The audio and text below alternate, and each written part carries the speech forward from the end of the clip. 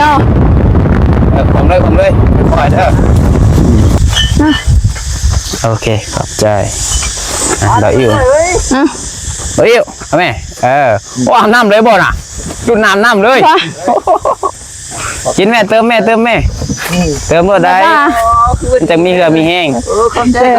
โอ้ขาก่อนเดี๋ยวมันดีดแฉวนี่พ่อใหญ่ครับ2 3 4 5ใช่มาติดซ้ำได้เร่งบ่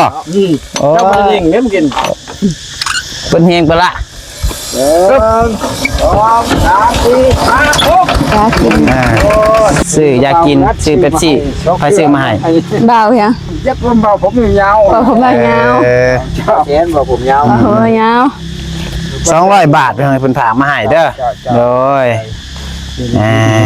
พอได้ซื้อกันเอ็มร้อยกินมื้ออื่นเด้อบ่ได้ซื้อดอกให้เมียคือเก่าแล้วว่ะ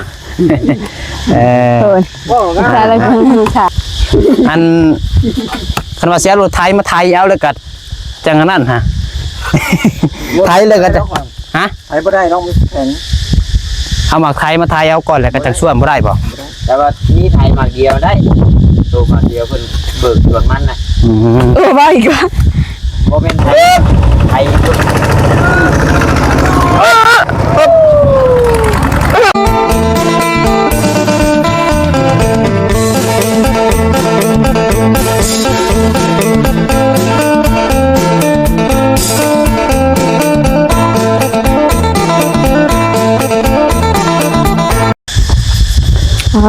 ถูก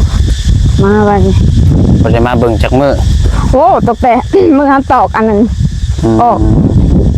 มือนะผมเล็กอันนี้ก็สุรุ่ยสุร่ายอยู่บ่ได้ออกเพราะอันนี้ป่ะ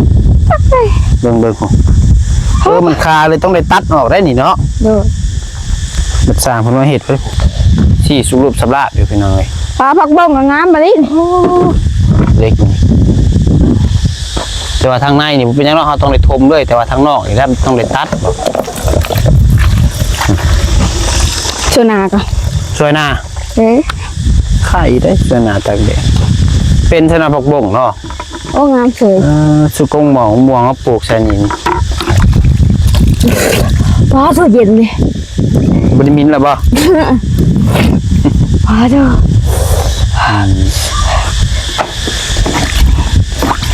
ดูมือเฮาไหนก็เต็กเลยโปรกาเทียบเลยมันเป็นการมันพี่น้องเราคนนี้เบิดกันทักทายสบายดีแหละสวัสดีเด้อพี่น้องเด้อสบายดีพ่อแม่พี่น้องFCเบิดสุคนเราพี่น้องพบพ่อกันกับน้องปัดไส้นี่ช่วงแรงๆพี่น้องเลยอยู่ที่ดินใหม่น้องน้อยเราพี่น้องสบายดีเด้อน้องน้อยเด้อสบายดีเด้อแดดเอาน้ำก้อนมาโผล่นอนแช่เย็นโอ้พาทูพอดีเกิน2 วิโดดขึ้นแล้วตัวว้าวว่ะโอ้จะไปเลยว้าว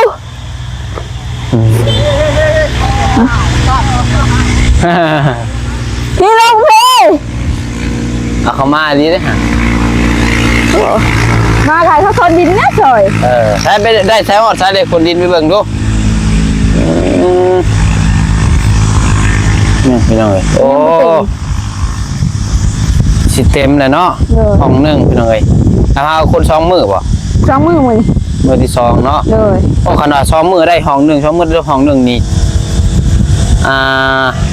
บ่เกิน10 มือก็แล้วดอกเลยนี่พี่น้องเลยตัวคนขุดดินให้หน้าเข่าเนาะเลยขุดเข่าเองโอ้บริสุทธิ์น้ำเย็นไหมเพิ่นกินเนาะ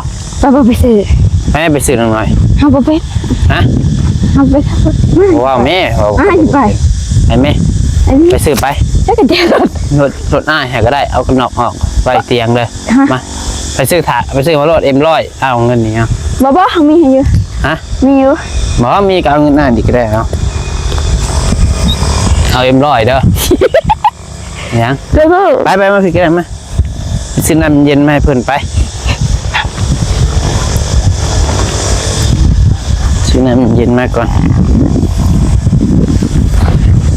ทอดเนี่ยผมเห็นยังดอก ไปนำกันดีแหละสิพาไป ไปจ้ะ ไป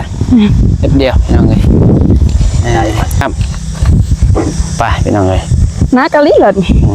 นักกีฬาอย่างบริเราเอาขึ้นก่อนนะ ใช่นี่ดึงมาให้ เอาข้าข้ามขึ้นก่อน ใช่ ไปหน่อยสิพาไปซื้อน้ำพี่น้อง คืองานด้อ ไปเกี่ยวเลยผม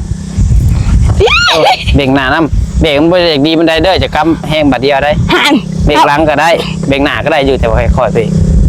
ไป ใช่นี่ สตาร์ท ดูวะ เดี๋ยวพาทีมเขียวได้ หาอ้ายกันพูนทำเวมาเป็นได้ ไปเอาเวโอ้ยเอาเวเลยนี่นะนี่ขี่นี่ ลุงเพราะไปเข้าก็เลยอะ ออกมา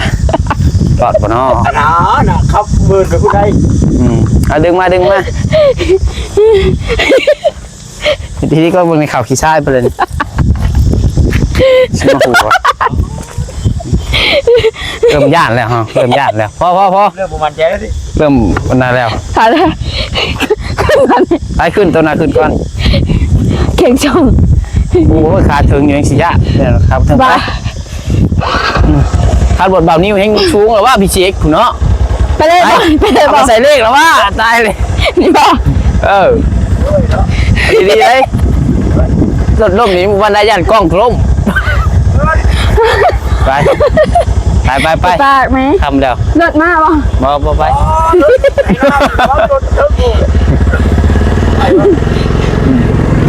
ขอได้เฮ้ยขอได้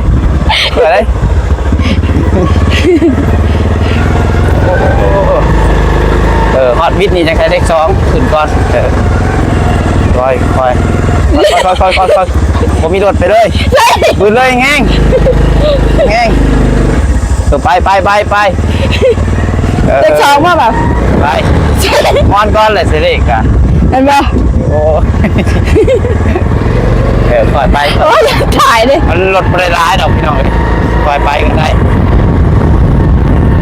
โอ้ยจีบว่า 3 ฮะ เลขนะแม่อย่าเลข ทางหน้าทางหลัง อย่าเลขไปทั้งน้าเลยเด็กเลย เรียนได้ป่ะ ไปอย่าจนเลข4เลย พอแล้วหายันแค่เอียน ครับคือว่าเห็นเคยครับอยู่ เฮ้ยแต่ว่าบ่เป็นใส่เอกนะ ยังบอกผู้ขั้นตอนนะคนน้อยนี่เก่งอีกซึ่งมันเห็นก่อนพี่น้องเลยได้ยินเสียงก่อนเนาะได้ยินเสียงลมเลข4เก็บไปหน้าคันเหยียบเลขไปหน้า จีบว่าบ่ คันต้นเลขเนี่ยคือล่าง โดย มันจะเลข3เหยียบล่างเลข2เป็น1 โดยจะใช้เลขหน้าเหยียบไปลำหลังป่ะทางหลังทางหน้าป่ะ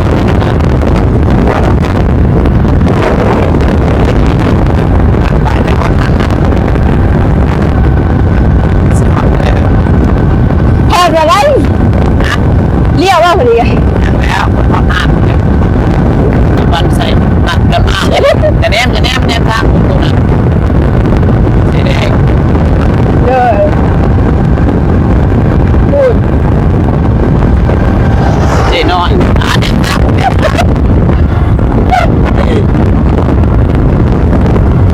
บ่มี แนม เนาะ เพิ่งเลยครับต้นเล็กก็ต้องแนม บ่มีเนาะ ผมเลยคอยเด้อผมเลยคอยได้คอยมอดข้างหลังเบรกคอยโอ้เบรกวันเดียวถีบเสียประเทศ ผู้ชาย พิษไปซื้อน้ำก้อนมันนี่เอาพี่จอยเขายืมได้ไปน้ำยังจะคนปะอ้ายโตพอโตโตอ้ายบอต้าหาคน อายดิค่ะ เอาก็หาคนบอต้าพอโตกับเอ็มร้อยเนาะโตสิกินยังเหรออ้ายโตกับเอ็มร้อยเนาะเอ็มร้อย4 ขวดซะโตสิกินยัง เอานม ไป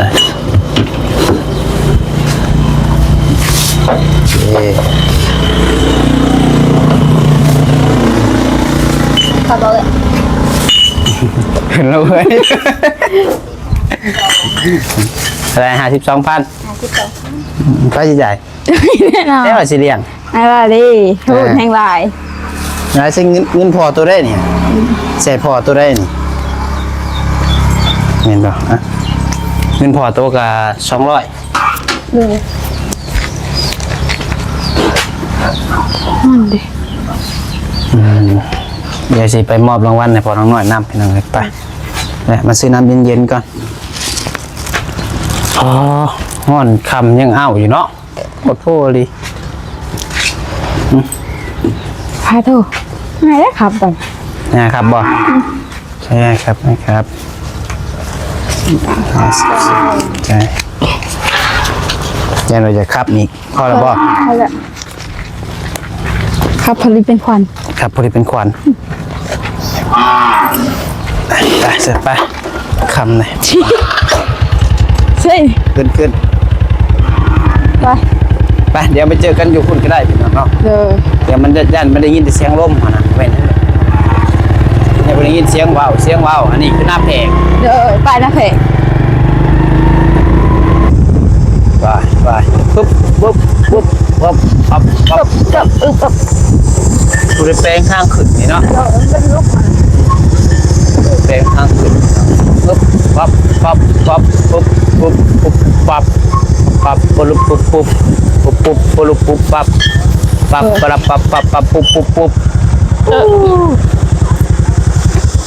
ไปยายเติมพลังโอเคขอบใจเราอิ่วเอาแม่โอ้อาบน้ำเลยบ่น่ะดูดน้ำเลยกินแม่เติมแม่เติมเมื่อใดจะมีเหือมีแห้ง โอ้ขาก่อนแล้วเล็กอันนี้ลูกค้าข่อยเติมไปจังรถเลยมื้อนี่บ่อายก็อย่าดอกมันคือมีผู้ใหญ่เพิ่นให้รางวัลนี่ต้องอายดอก หางได้ชีรถ แม่น หางมาหลัง มันน้ำมันร้อนนี่อยู่สิเป็นที่รอบห้อง เฮ้ยขอจัด นะเนาะ บ่ทันใจแล้วแหละเนาะ พาโทร มื้อนี้ได้4รถติ แม่น วันได้8 วันนี้ได้8จักโมงเมื่อเฮือนเมื่อวานนี่ค่ำผู้บ่มืดผู้บ่ จำนี่แล้วเมื่อวาน นี่นะมันน้ำมัน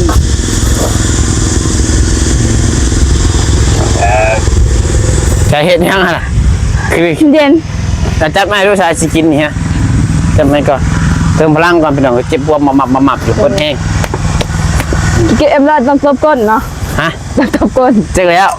ไปเห็ดไปเห็นเขาเห็ดได้ ตามกระเทเนาะ ตามก็ใช้เห็นหมูเห็ด ตามกระเทได้ มอไซค์1 คัน เจ๊เขามาตาได้จ้ะ เอาเร็ว ยังไง สร้อยทอง1 บาท เอ้า ตามเมื่อหาผู้ถ่ายเดี๋ยวคลิป พี่น้องรุ่นโซกมืออื่นของมาต้า72เลขงูเห่า เดี๋ยวถึง ต้องผัดไทยเด้ กระปู เลขกระปูโอ้แต่พ่อได้แต่พ่อ 39 มารุ่นกัน โอ้มันมีน่ะอยู่ในนี่เนาะ ไปเลขยังเจ้ามันปีดเอ้าโอ้ย72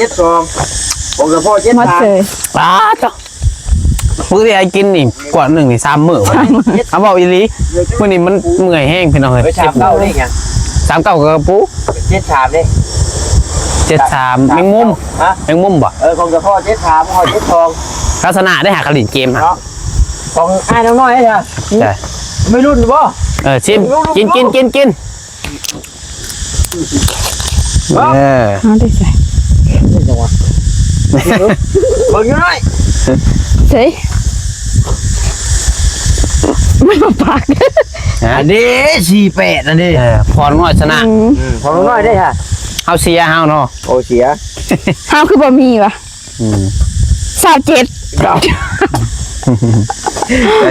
ถองเลยเป็นได้ปะ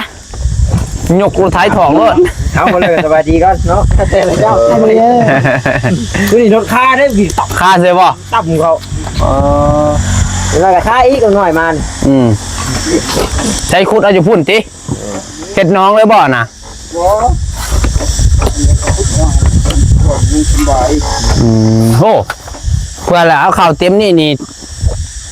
น้องหนึงบ่ได้น่ะ ย้ายไป ทำคือย ายเอาบ่ให้หน้าโดยนู่นจะจัดการรถพอ นี่ตัวใดมันน้ำบ่อยู่ขุดลงรถ มันไม่ดำมันเด็ดแต่นี่ ปลาใส่ขึ้นมาขับ คักบ่ เก้าอีกได้เหล็กกลกัน โอ้ยมื้ออื่นจังได้ก็จังได้แหละมันสิออกกันเลขม้ามื้ออื่น ได้ พะอยากด้วยเลยซื้อรถ เป็นได้เลย อ้าวฟันได้ ว่าเป็นตายแบบบ่ฮอนเดชฮอนนาย ฟันว่ามาครบได้ ฟันมาครบโอ้ มาดำครับมาดำใหญ่ อ๋อถูกน้องน้อยแล้วบ่ได้เปรแล้วอื่นนิดหน่อย แพรยังไง โอ้พวกใต้ตา จบหูมาอีกหน้าบอลปะ น่ะ ฟันต้มหูนี่ ตุ้มหูมันได้มันสิโดดกัดขาแต่พอมือตุ้มหูมันแล้วมันกัดมือว่ะ บัดเอื้อยแอนของง่ายกับมางัดได้บ่เถิด ห่าน เต็มแขนเพิ่นยูกระดูกมันกินกระดูกแล้วมันญาติกันบัดเพิ่นบัดเคลียร์กระดูกทิ่มบัดมันจะใส่บัดมันหายเลย กัดแขน กัดแขนเลย โอ้ เข่าเลยเลือดนิ่มไป ขายุเลือดยิ้ม มันอารม เขา ณ์ เลือดออกเลยปุ๊จริงย่อพวกเราเขาเลือดออกเลือดยิ้มแต่จังหวัดเจอดีแล้ว ดีแล้วมันอารมณ์ดีนะ เบิดแล้วนี่พ่อโถ เอาบ่เสร็จมาบ่พ่อน้องน้อยใช่ป่ะท่านผมบ่เฮ็ดหาเนาะ เพิ่นไปใส่ข้าวในผู้ จักจะไปทางไหนพ่อเพิ่นลงมือใต้พุ่น เขาว่าแซนมาพี่ มา2รบแล้วว่ะโอ้ยจักว่ามาถ่าพี่ก็ชวนออกมาแล้วเนาะ ผมไปทำกับพี่เทว่ะบ้านพี่เทคุณเล่นมันนอนพี่เทบ้านพุทธทำกับบ้านขี้แก้ว มันรุ่นแห่นะ เอาให้เต็มบ่มื้อนี่ห้องนี้นี่ เต็มเนาะ บ่เต็มบ่มื้อ ตอนเช้ามาเฮ็ดแต่จักโมงตอนเช้า มื้อเช้านี่บ่ได้แก่เลยมื้อเช้าแท้ สายชอบแม่มาแต่โรงเรียนพิเศษน้ำมันเลย โอ้มาแต่ตอนเช้าก็มาแต่เช้าเอามันจังบ่แดดมันจังได้อันนั้นเนาะ แล้วก็เห็นตอนแรง แม่นตอนเช้าประมาณ2-3เที่ยวตอนแรกอีก3-4เที่ยวมื้อว่าง่ายก็คันว่าได้ดีเช้าแรกเช้าหัวหาแรงหา โอ้เช้าหาแรงหาพักก็แล้ว แต่เช้า2แรง2เรียกว่าก็เรียกว่าคักเลย เช้าหาแรงหานี่พอแห้งติ บ่เป็นน้ำน้อยตื่นช่วย เห็นปะ เนาะ ว่าเอาตัวเด็กบึกขู่ฉัน มันหอดเรือจังได๋หน่อยหนาแดงเขา แบบ เกิ นี้ นบ่เกินบ่ บ่น้อยเป็นคนแบบชีนหนาอ่อนเนาะ ก็บางอันแถวแขนแถวขาเช็ดเลือดเด้ บัดหาบทว่านั่นหน้าดำเขา เนาะมีแต่ผ้า ห้ามคือกันเล่น เพราะมันแบบแดงเลยเจ้าถือเกตแบบแดงอย่างคือชาวต้าอย่างคือนี่เนาะชาวต้าก็หน้าแดงเลย ผู้สาวเด้อะไรมันเป็นผู้สาวบ่มีเกี่ยวบ่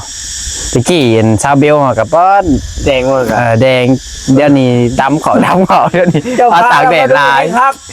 เนาะ ดำเขาเพราะเราตากแดดลาย ก็จุดประมาณนั้น มาที่เราไปอันนั้น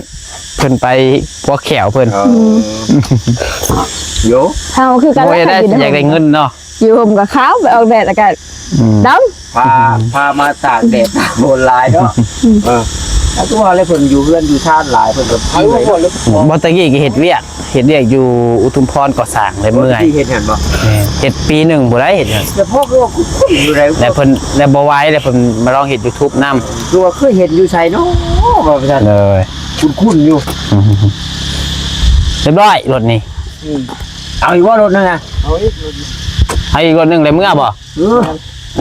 ติดน้อยติด ำบ่ยอมเลย เป็นที่ไหน ยำสีแถว จังหน่อยสตาร์ทรถให้ก็ยังดี เอา บักกันยังก็ ตัด บักยังก็ ร้อน ร้อนบ่ ร้อนทิ้ง หน่อยกูสตาร์ทรถให้มึงก็ยังดี ทิ้งคนมันนองก็ดู ก่อนอื่น เนาะ ก่อนอื่นต้องขอมัดเกือบก่อน เนี่ยบักหยอดหลัก เตรียมเด้อ นั่นบอก เตรียมมัน พระ เตรียมมันดีดแฉวนี่เพื่อน สองสามสี่ห้ารอบ ใช่บ่ติดซ้ำได้เร่งบ่โอ้ เจ้าไปยิงเล่มกิน เพิ่นเฮงไปละ หนึ่งสองสามสี่ห้าหกโอ้ย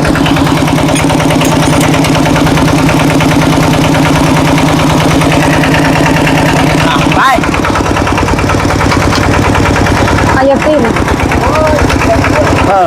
ก็ขอสุกก็ได้เห็นฮะสุกเองก็ได้น่ะ คุณพูดท่องเหรอปะ ฮะ คุณพูดท่องเหรอ คุณท้องอ้าวสักก่อนเถอะ เดี๋ยวตายรถ ไป ไปล้างหน้าอีกก่อนเด้อ โดยลองไม้ใหญ่เด้อ เด้อ ติดโอ้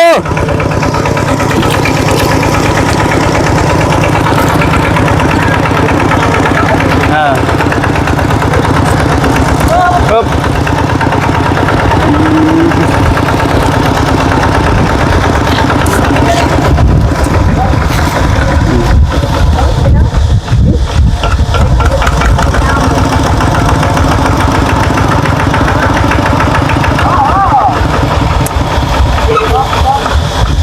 จูดน้ำบ่อนี่ มันก็ห้อนแล้วจูดน้ำขุดน้ำบ่ ดูดแล้วไฟพอหมดเมื่อกี้เราปวดพักหมดไฟ พากันไปจูดเนาะมันก็ห้อนแหละมันยังแดด ย่าล้างแต่สายไฟได้โอ้ย อันตรายดิรถคันนี้นี่บ่แม่นธรรมดาได้ดิพี่น้อยรวยเด้อคันนี้ผู้ยี่ห้ออื่นดอลลาร์ผู้ธรรมดาผู้อ้าวรถคันนี้นี่ 10 บาทเด้อเดโม่ผู้10 บาทเปลี่ยนเขา เพื่อคุดเนาะเพื่อนั่น เอาเหยียบใส่เบลอ ส่วนล่างมันอ่อนได้เบิกชง น้อยมาจับมือหน่อยลองเบิ่งดิจะได้อยู่บ่ มาจับให้มา โอเคลองเบิ่งน่ะ ส่วนอ่อนได้เบิกชง เนาะโอ้ ต้องได้ซื้อส่วนไม้หน่อย แต่ว่าตัวมันน้องอันนิ้วเป็นโอ้บ่ได้ มันอ่อนแฮง บ่ได้นะบ่ได้ มื้ออื่นเดี๋ยวจะซื้อมาให้ใหม่ซะเอาจังอัน2บ่มันจังไว ไว้เนาะ เอามาเพิ่มอีกจัก2อันเนาะโอเคเดี๋ยวมื้ออื่นสิซื้อมาให้ใหม่มันจนนั้นคันว่านั่นก็ขดบ่ได้พี่น้องเอ้ย เจ้าพูดบ่แล้วเจ้าก็กินพวกนั้นน่ะ ตู้จูดให้อื่นก็บ่จูดเนาะจูดให้คุดโอ้ย คุดไปคุดมาพ่ออื่นบ่ให้งั้นโอ้ยหนักเลยอื่นบ่มีบ่ แต่ว่าคักได้ดินแบบนี้เอาเขาเพื่อนนี่เนาะ เป็นดินทราย คัก ใช่เป็นดินดอก มันบ่ติดตีนหมวยจังดอก จับมันแก็บไว้ กูทำนาเดี๋ยวนี้เราลาบไปสิบ่รอดเลยทำมา หวานนั่นบ่องนี่เลยเนาะเสือก็ทำที่โตเสือไปเสือหัวใจไว้เสียบหัวใจเสียบพันตายเลยเนาะ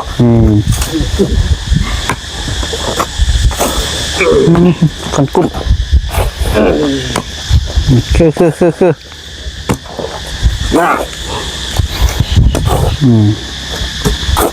อันส่วนหมู่บ่มีไฟมาซ้ำบ่อยู่มีหมู่มาซ้ำบ่ บ่ได้ไปชวนเราทำแหน่ อ๋อ อย่าได้คอยสั้นไปเนาะ แล้วคันอันนั้นเฮ็ดกับพ่อก็ได้คนละครึ่งบ่เฮ้ยนี่ เจ๊น้อยจ้างได้เจ๊น้อยฮะบ่ได้ถามซ้ำ เสา ให้เท่าไรก็เอา เฮ้ยน้อยฮะ 5,000 5,000 บาท โอ้ ได้อยู่ดอก เนาะ เอาให้มัน พอเป็นคุดก่อน โดยเอาให้มันเต็มได้อยู่ดอกให้อยู่ดอก มาลายแล้วครับมาชวนซอยได้กินเรียบร้อยได้แห้งอ่ะเจ้าหน่อยเนาะแต่พ่อเพิ่นจังบ่ชวนซอยเพิ่นเป็นเจ้นั่งกับเมื่อมอยู่ เมื่อย โคตร ป้าทักฟี่วิว ว่ากูว่าอ๋อ เยอะก็คอยลง เอา มา แม่หน่อยคันตู้จะคือได้แท้เนาะช่วงนี้ได้เนาะเอิ้นมาโลดผู้บ่าวนะ ว่าให้มันถึงช่วง แม่แล้วลงมากับกินนี่ก็จะว่าโอ๊ยอายว่ะ อาย ก็จะจอดรถว่าสิจอดรถแล้วเมื่อกี้นี่ ผมออกโตแห้งพูดว้าวว่าไงมีจังหวะให้มันนุ่มนวลเลย เอาให้ลูกชายชวนขึ้นบัตรนี่ในพอมานั่งพี่ก่อนในแป๊บนึง ครับแต่พอ ไม่ได้ยินนะ ตอนนี้บอกมันใช้บ่อยากได้ได้นี่เนาะ ไม่ได้ยิน พอ ครับ ซื้อเล่าซื้อได้พอเจ้าหา พอพร พอพร เลย พอพรให้ลูกชายชวนขึ้นก่อนมาพี่มาเดี๋ยว เราไม่อยากปาก มานั่งพี่ก่อนเมื่อยบ่นั่งพกก่อนกันมาในหนึ่งมา ดูแคมทางนั่งมา หน้าแผกถึงเงิน นั่งให้ลูกสาวดี พี่ ก่อน นี่มาพี่คนมีรางวัลเด้บ่ เดี๋ยวมียังก็จะมีดอก ยายคนมีรางวัลแล้วเพิ่นว่าขนังเด้ ตะกู้คนนะอย่ามาน้อยมาใกล้กันเนี่ยช็อตกันละว่าเนาะพอกับลูกเนาะต่างกันลาอยู่ได้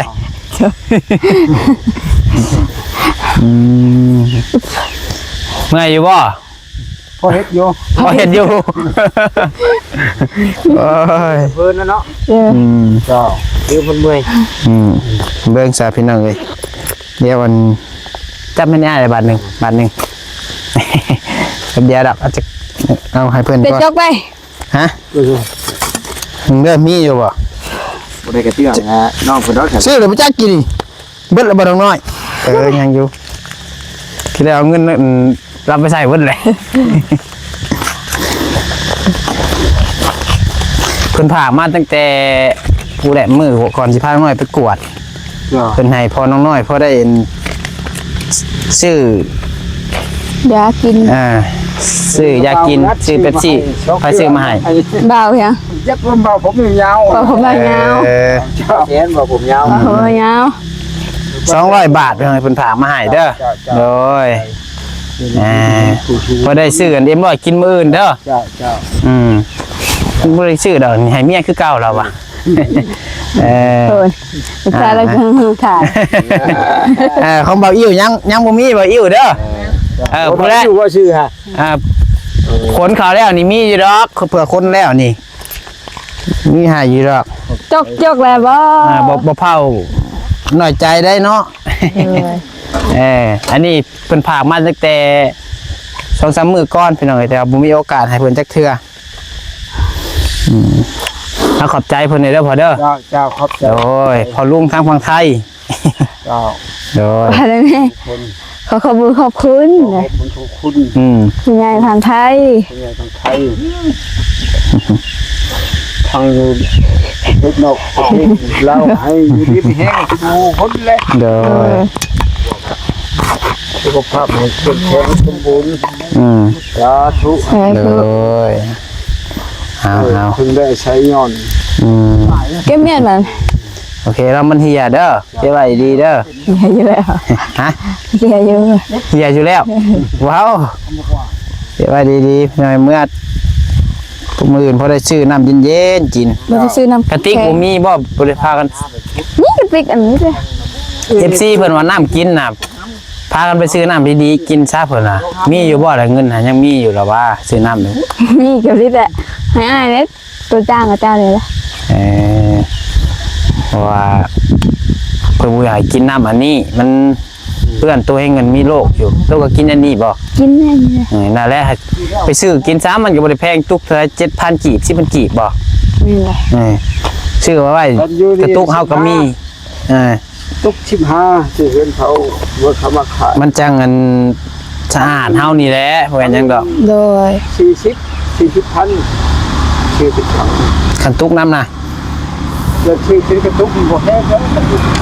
เพราะว่าเฮามีตุกให้ได้ตุกก็4-5ตุกจะมาซื้อให้ตอนนั้นก็ โดย 15 มีแต่ไปซื้อน้ำซื่อๆเปลี่ยนเอาตุก จ้า และมีแต่ว่าทองออกก็พากันไปซื้อน้ำดีๆกิน จ้า สุดท้ายก็มือแก่มากมืออื่นก็เอาออกมาซื้อเอา โดย ไปแต่มันจะว่าเที่ยวชุดท้ายแล้วนี่เนาะ โดยผู้เห็นยังเด้อผู้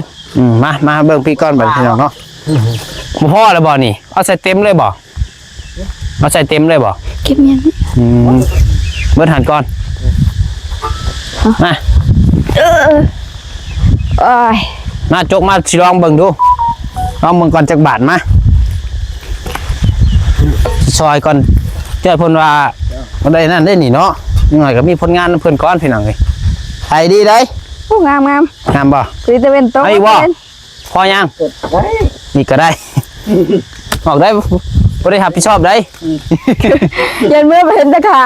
บ่าเนาะ อายุมันขุดง่ายอยู่เนาะมันอ่อนอยู่มันบ่ได้แข็งปานใด บทตกเลยเนาะ เลย คือบทตกเลยโคตร งามนี่กล่อง คือว่าคันนั้นอย่ามาอีกไกลโพดตัวน่ะอย่ามา เราก็งามรถที่น้อย อันคันว่าเสียรถไทยมาไทยเอาเลยกัดจังอันนั้นฮะ ไทยเลยก็จะฮะ ไทยไม่ได้น้องแข็ง เอามาไทยมาไทยเอาก่อนแล้วก็จังส่วนบ่ได้บ่ แต่ว่ามีไทยมาเกียวได้ตัวมาเกียวเพิ่นเบิกส่วนมันนะ ว่าอีกว่า เพราะเป็นไทยรถฟอร์ดเขาได้ไทยจานเดียวเป็นจานเดียวนั่นได้แต่นั้นน่ะมันคือไทยควายนี่แม่น้อย จังว่าไทยยังจะบ่ญาติขุดนั่นน่ะเนาะทำเป็นส่วนอย่างเดียว ในที่สุดเจ้าก็ติดเอาลงฟา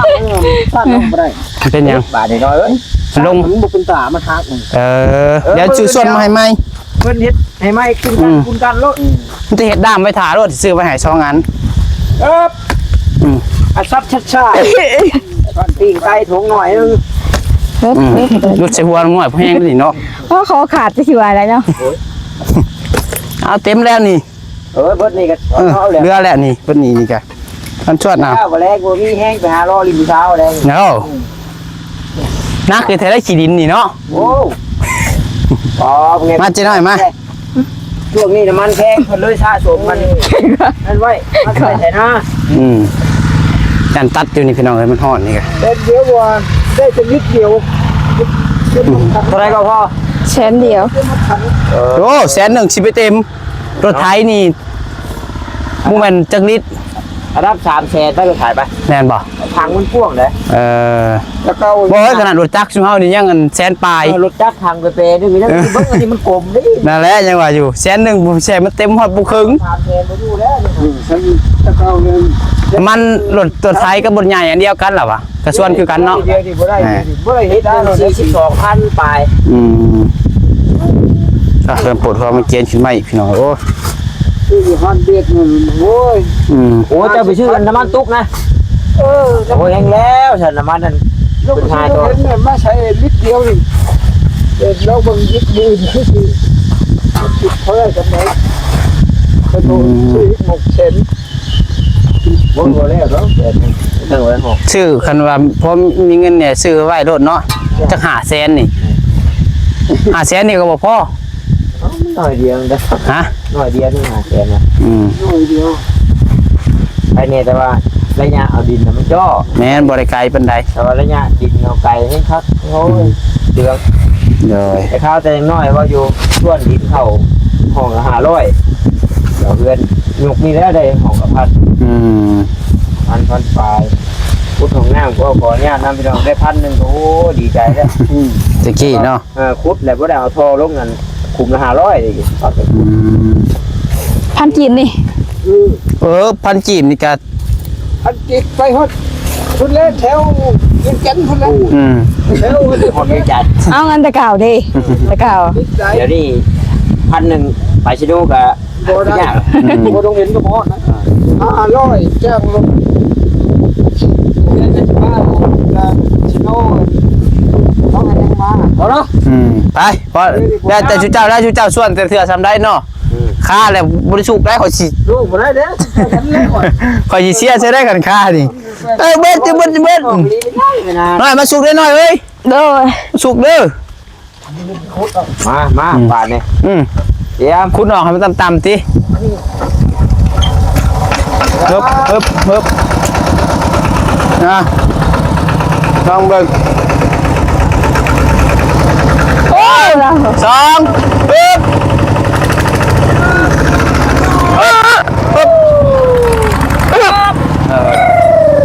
บ่ค่าซ้ำเนาะ โอ้บ่ได้ช็อตซับ หลายคนลงค่ายรถถือดาว เอาเลยถ่ายสุกอยู่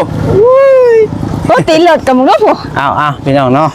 ไปสมิตว่าสำหรับคลิปนี้ลำลาเด้อพี่น้องเด้อกะมอบแล้วเงินให้ทั้งพ่อทั้งน้อยเพิ่น200 บาทแล้วก็หาพี่น้องมาเบิ่งเพิ่นชวนดินข้าวก็สิเต็มแล้วห้องนึงพี่น้องเนาะเอาอยู่ดีมีแฮงบ่สู่ทุกคนพี่น้องเนาะสำหรับคลิปนี้ลำลาแล้วที่ผ่านประการใดก็ขอโทษขออภัยนำในหลายสบายดี